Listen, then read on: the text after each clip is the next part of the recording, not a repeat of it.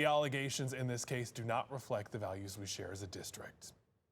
Now to another huge story this afternoon.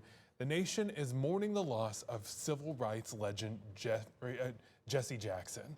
The activist and reverend died today at the age of 84. Yeah, the North Carolina A&T alum being remembered for his progressive actions in the Black community, domestically and internationally. WFMY News 2's Manning Franks gives us a look at his ties to the triad.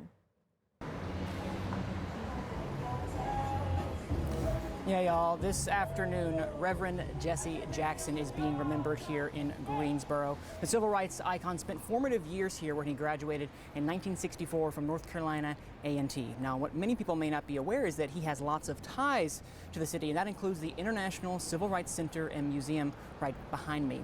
Actually, we found footage of him on the opening day back in 2010, where he spoke highly of its historical significance. They had the good judgment and the tenacity to attempt to freeze this moment in time by recognizing that those who rejected stones became the cornerstones. Those who denied now have been elevated to a place of permanence in our history.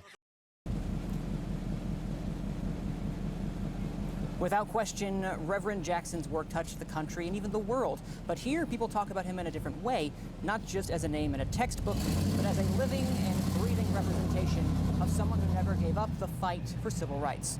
Today, I spoke with local leaders who say his legacy lives on in the civil rights movement itself.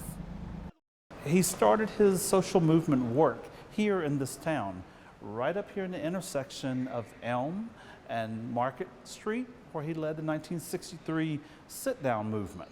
So I'm sure that every time that he came back to the city, he couldn't help but to drive through and imagine that day all over again. He was my mentor, someone I really looked up to. I had his personal cell phone number. Anytime I wanted him to do something, especially for the Civil Rights Museum, he was always there. He would come here on February 1st at his own expense, and then he would call me and say, "What do you need me to do?"